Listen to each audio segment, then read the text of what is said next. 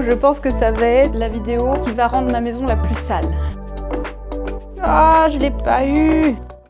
Aujourd'hui, je t'emmène avec moi sur un shooting test et avec un sujet un petit peu particulier. Si je t'emmène avec moi aujourd'hui, c'est parce que je pense que c'est intéressant que tu vois comment j'organise un shooting. En fait, l'idée ici, c'est que aujourd'hui, quand je fais de la photo de studio, j'ai essentiellement des chats, des chiens et des chevaux dans mon portfolio et dans mes clients. Il faut savoir que j'aime pas que les chats et les chiens et les chevaux, j'aime à peu près tous les animaux sauf les araignées. C'est le seul truc que je ne prendrai jamais en photo. Mais en tout cas, j'adore aussi les oiseaux et les reptiles. Et en fait, ça tombe bien parce que j'ai 3 petits poussins en ce moment dans mon poulailler. Et je me suis dit que ça serait sympa que j'organise un shoot avec mon poussin, étoffer un petit peu mon portfolio et pouvoir attirer des personnes qui ont des oiseaux. C'est la première fois que je vais shooter un oiseau en studio. Je sais déjà que j'aurai de la chiasse partout dans le studio. Je pense que ça va être la vidéo qui va rendre ma maison la plus sale. Mais en gros, l'idée ici, c'est que je me mets vraiment comme en condition de shoot, en fait, comme si quelqu'un m'avait commandé cette prestation.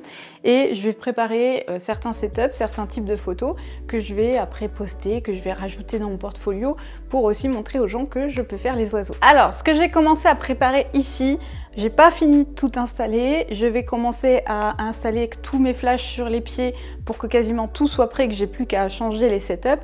Pour l'instant, je suis en fond blanc. Tu vois que j'ai rien au sol parce que c'est un oiseau. Donc, j'ai pas beaucoup l'avoir au sol. En fait, j'ai prévu ici un manche à balai. Je me suis dit que j'allais le poser sur un manche, essayer de lui faire battre des ailes. On va voir les astuces qu'on peut mettre en place. J'avoue que c'est la première fois que je vais faire, donc je vais tester des choses. Je commence en fond blanc, je verrai après si j'ai besoin d'un fond noir, mais j'ai pas mal d'idées déjà sur le fond blanc. Je vais utiliser 2 à 3 flashs. Donc là, j'ai mon pied girafe ici qui est prêt. J'ai un autre pied ici pour mon flash cobra qui va plutôt jouer sur des couleurs. J'ai un autre pied que tu vois pas qui est là, sur lequel je vais mettre mon 3e flash. J'ai ma machine à fumer aussi par là. Donc voilà, on va s'amuser un petit peu. L'idée c'est que ça reste fun. Et petit message au passage, c'est pas parce qu'on est pro qu'on n'a pas le droit de s'éclater, ok? Moi quand je fais ce genre de truc, je suis de nouveau une gamine de 5 ans. Et au-delà de ça, je pense que c'est cool aussi de t'emmener avec moi sur un shooting très atypique. Même si c'est mon poussin, c'est pas un client. Ça va être fun. Je vais me faire chier partout, ça c'est sûr et certain. Ce que je vais faire aussi, c'est que je vais me mettre en vraies conditions de shooting, c'est-à-dire que je vais shooter en connecté. C'est-à-dire que je vais connecter mon appareil photo directement sur l'ordinateur pour que les photos se transfèrent automatiquement et que on voit le résultat semi-final, on va dire, directement sur l'ordinateur. Alors je te montre ici mon setup. Donc là en fait j'ai un câble WSB-C, il fait 5 mètres de long, donc il est très grand et il est connecté directement sur l'ordinateur ici. Et l'avantage c'est que je vais shooter directement connecté sur Lightroom classique, et l'avantage c'est que sur Lightroom en fait les photos s'ouvrent directement avec mon preset de base, donc derrière les photos sont potables dès qu'elles sont visibles sur l'ordinateur en fait.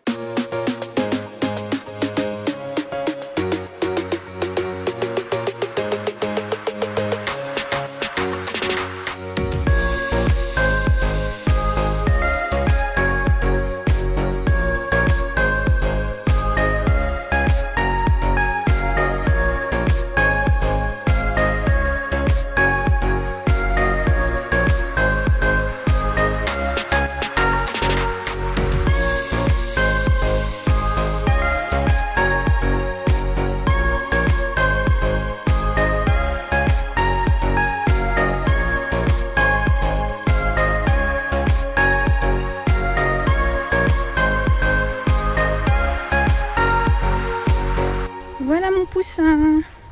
Alors elle est hyper câline, hyper sociable, c'est pour ça aussi que je me permets de faire cette vidéo avec elle. Par souci de chaîne alimentaire, mes chiens ne sont pas dans le jardin ni dans le salon parce que je tiens ma poulette, voilà, tout simplement.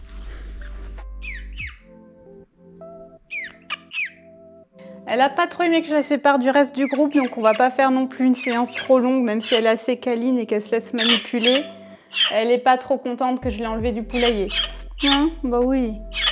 Oui, je sais. Ok, donc là en fait ce que j'ai fait, c'est que j'ai mis une softbox juste au-dessus avec un nid d'abeilles en dessous. L'idée c'est de vraiment diriger la lumière, essayer d'avoir un fond un peu sombre. Et je vais régler comme ça pour ma luminosité. Tu veux un poussin?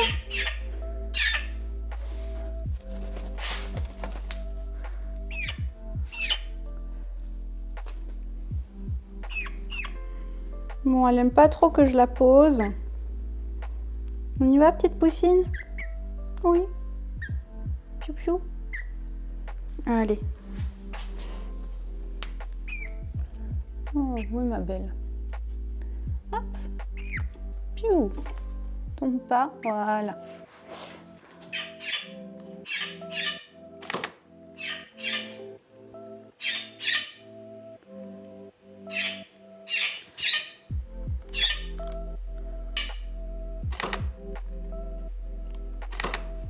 Tu veux pas descendre? Tu veux rester sur mon bras? C'est ça? Je peux pas te prendre en photo si tu restes sur mon bras. On fait comment? Tu veux vraiment pas. Hein? T'es bien là? Tu descends? Tu descends de mon bras, petite poulette? Qu'en penses-tu?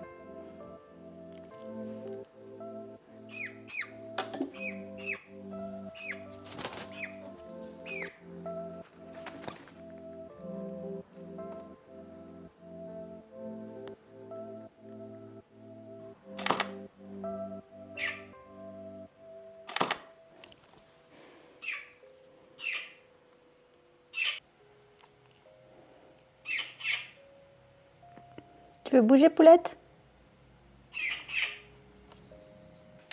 Ça y est, tu t'endors?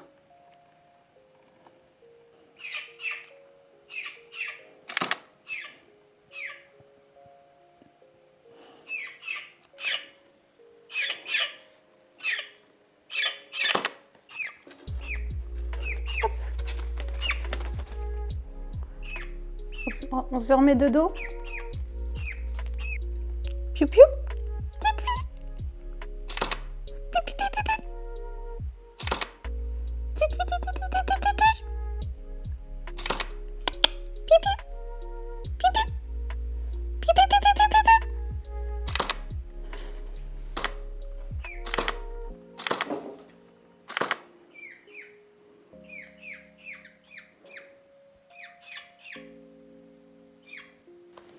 Elle me feinte.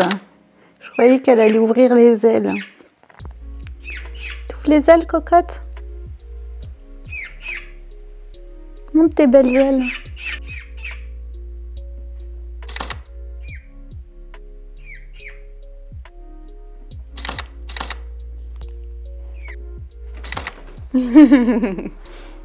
Bon, maintenant qu'elle a pris la confiance et qu'elle voit qu'elle peut descendre, en fait, ce que je vais faire, c'est que je vais la repositionner et je vais me tenir prête à shooter quand elle va sortir, en fait, du bâton, enfin, du perchoir, en fait, et puis essayer de la voir pendant qu'elle vole.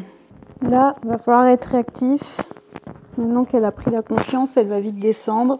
A few moments later. Maintenant, tu te poses. T'es sérieuse? Allez, je suis sûre que t'as envie de descendre. Vas-y, ma poule. More moments later. Descends, ma belle. Tu viens? Piou, piou. Allez, vas-y, descends.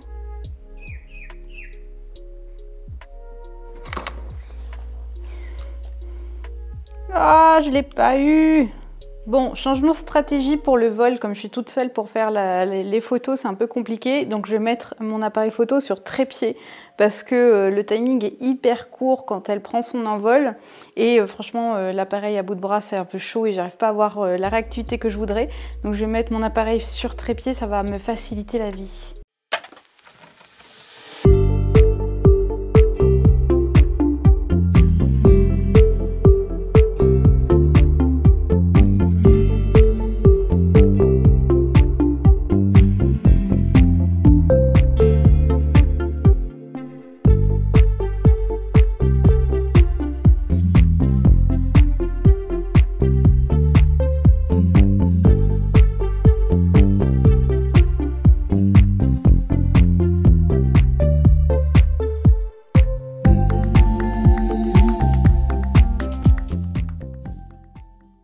Bon, là, ça y est, je suis contente. J'ai eu la photo que je voulais. La photo que je voulais. Exactement. C'était chaud. C'était hyper chaud. Il a fallu que je fasse mon focus en manuel, que j'anticipe un petit peu où elle allait. Je vais te mettre la photo enfin une fois retouché tout bien comme il faut. Mais je suis contente, ça valait le coup d'être patient parce que là il en a fallu de la patience. Parce qu'un coup elle allait derrière, un coup elle sautait plus, un coup elle allait sur le côté. Et puis bah là elle commence à en avoir marre, donc en fait je vais m'arrêter là. Bon, bilan des courses, c'était vraiment pas évident. Il a fallu beaucoup plus de patience que ce que je pensais. Malgré que la Piou-Pioute, elle est hyper sociable, hyper câline, elle aime pas être toute seule. Donc le fait d'être derrière l'appareil photo et de la voir sur la barre, en fait, elle était pas à l'aise avec ça. Elle avait envie tout le temps de descendre, donc j'essaie de jouer avec ça pour la voir en vol, mais c'était très compliqué. Donc je me suis mise en focus manuel pour anticiper où elle allait. Faire une seule prise parce qu'on est en studio, donc la rafale c'est compliqué en studio, donc il faut faire plusieurs prises. Là elle commençait vraiment à en avoir ras-le-bol, la pauvre, j'ai pas envie de dégrader ma relation avec elle, donc on va s'arrêter là. Je voulais faire plusieurs setups, mais ça fait déjà 1 heure que je la sollicite, qu'elle est toute seule sur sa barre, donc je vais la remettre avec ses copines et je te montre les résultats.